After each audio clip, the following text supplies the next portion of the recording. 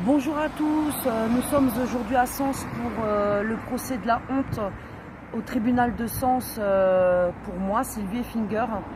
Et je voudrais vous présenter une maman concernée par les placements abusifs. Et je vais vous la présenter pour qu'elle témoigne. Bonjour Nolwenn. Bonjour. À toi la parole. Je suis la maman de Yanis qui est placée depuis 2019 et voilà, qui est également sous traitement médicamenteux contre son gré et qui a des graves effets secondaires. Et Madame Lapierre ne veut pas arrêter les médicaments. Comment a démarré cette histoire et l'enlèvement de ton enfant? Ça a commencé avec les signalements. Ensuite, j'ai eu deux dames du conseil départemental qui sont venues à mon domicile. Et mon enfant, c'est normal, il était stressé, il n'était pas bien. Voilà, elle le poursuivait dans la chambre et tout ça. Donc, elles ont dit que voilà, il fallait des éducateurs administratifs. Autrement, ça sera des judiciaires. Et que voilà, j'avais pas le choix en fait. Donc j'ai accepté parce que j'avais pas d'avocat, je connaissais pas et tout ça. Ça a commencé avec les éducateurs administratifs à domicile, harcèlement, visite surprise, raconter n'importe quoi sur mon enfant et sur moi. Il me disait que voilà, qu'il me le prendrait à l'école, à la maison. Ça a commencé. Est-ce qu'ils t'ont dit pourquoi ils t'avaient signalé?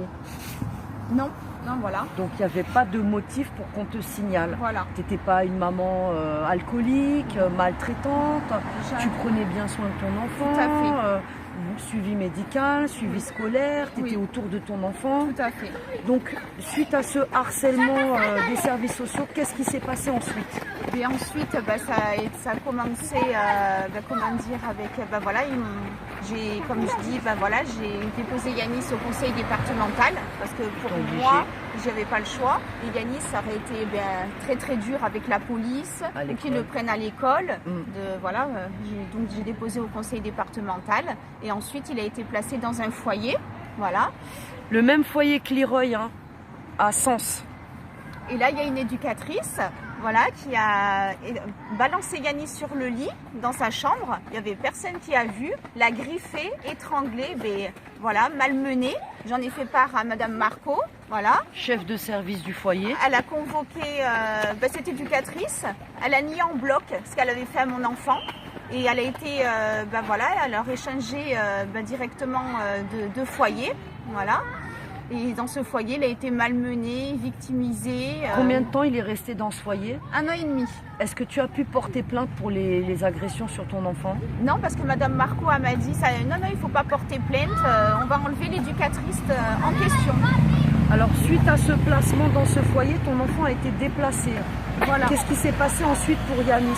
Il a été dans une famille d'accueil, chez Madame Pia. Yanis a sauté par la fenêtre avec son matelas. Quel âge avait-il? Il avait 8 ans. Okay.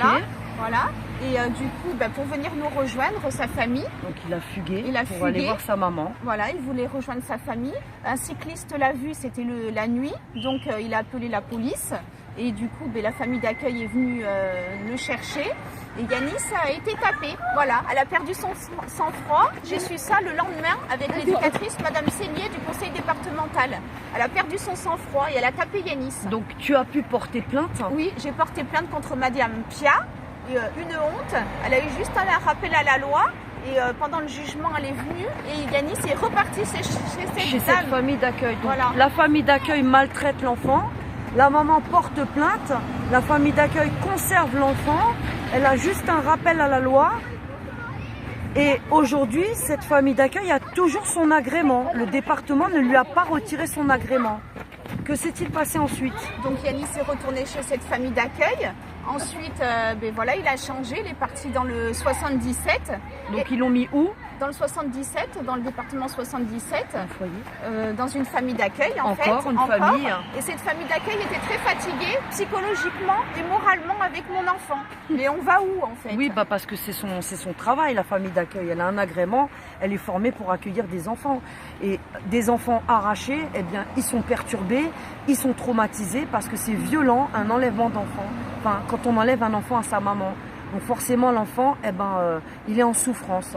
Qu'est-ce qui s'est passé ensuite dans 77 Dans le 77, dans cette famille? Dans cette famille d'accueil, Yanis, voilà, elle disait qu'elle était trop fatiguée avec lui. Et puis il a été déscolarisé aussi. Voilà, il a pu être à l'école, il a perdu une année d'école. Donc comment ils en sont arrivés à le mettre dans le circuit CMP?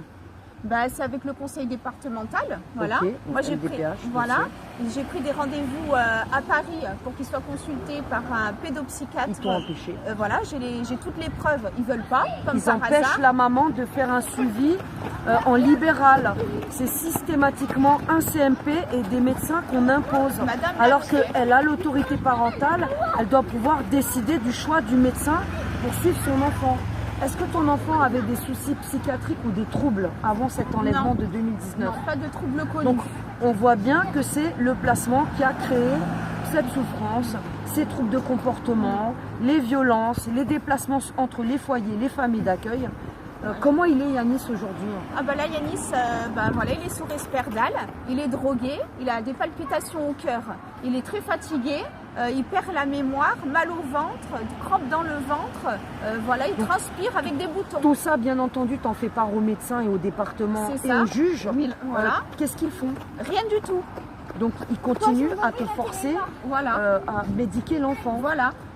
Est-ce qu'il y a un diagnostic de posé sur ton enfant par le pédopsychiatre du CMP? Madame Lapierre a dit trouble du comportement, de l'attachement. Voilà. Et moi, j'ai aucune preuve. Voilà, c'est pas un diagnostic, quoi. Et usage de faux, le dossier MDPH de Yanis, parce que c'est pas moi qui l'ai signé, c'est falsification. C'est la juge des enfants, Madame Mouton et Madame Lapierre. Et j'ai dû me déplacer à Périgny. Il était caché. Et le dossier psychiatrique également, j'ai fait intervenir la CADA. Et là, ça recommence hier. Ils bloquent encore l'accès au dossier médical. Voilà. C'est reparti, mais je vais enclencher la CADA. Donc il y a vraiment une volonté à cacher les informations que les parents devraient avoir, notamment sur la situation médicale. Qu'est-ce que tu attends aujourd'hui et qu'est-ce que tu fais aujourd'hui pour sortir ton enfant de cette situation? Là, j'attends de partir à la cour d'appel, de cassation, et je continue le combat. Mon but, c'est qu'ils arrêtent les médicaments sur Yanis. Qui n'a pas besoin de traitement, juste de retrouver sa mère. Il a besoin de sa famille et de retrouver sa vie d'avant. Alors, qu'est-ce que tu as comme droit au niveau de ton enfant de visite et d'hébergement? Je le vois 2 fois par mois. Ça, c'est grâce à mon avocate parce qu'il voulait que je voie mon fils 1 heure par mois. Quelle honte! Alors que tu n'as rien fait à ton enfant. Je ne suis pas une droguée, je suis pas, j'ai jamais tapé Yanis. Je ne suis pas folle. Voilà.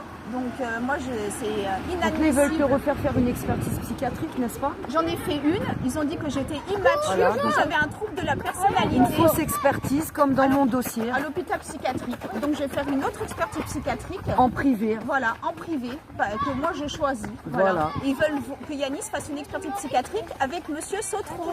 Et je me suis renseignée sur lui. Il fait des fausses expertises psychiatriques. Donc c'est hors de question. Alors, le docteur Emmanuel Sotro est le pédopsychiatre qui a été désigné par le juge Laurent Gebler au bout de 11 mois pour me faire mon expertise dans Lyon.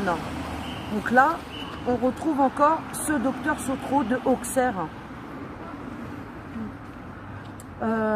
Donc là, tu en es à 3 années de placement abusif de ton enfant. 2019. Il a été replacé récemment? Oui, là on est passé le 16 juin à Auxerre. Allez, encore un renouvellement. J'ai demandé la main levée. Là, j'ai écrit à la juge la main levée, danger. Et j'ai fait une lettre au procureur. Et je ne m'arrêterai pas là pour Yanis. Je vais tout faire pour le sauver. Donc aujourd'hui, tu es prête à médiatiser ton affaire pour sauver ton enfant? Je veux sauver Yanis. Parce qu'il est en danger. En danger et en souffrance. Il est détruit et tu le vois se dégrader de plus en plus. C'est plus le petit garçon, il est robotisé, mais sous médicaments. Voilà, c'est plus il est plus comme avant. Et lui, qu'est-ce qu'il demande, Yanis?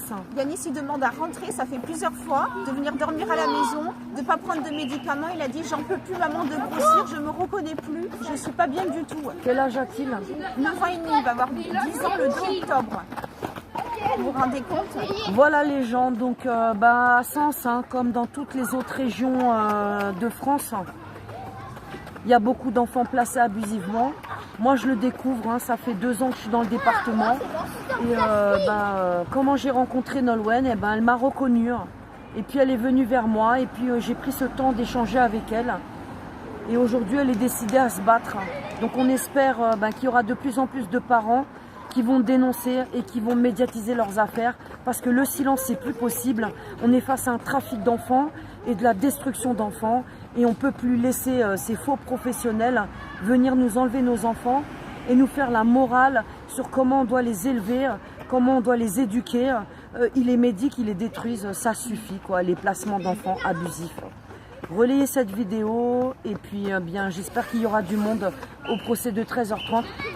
Moi je soutiens Nolwenn et on reste en contact. À très bientôt.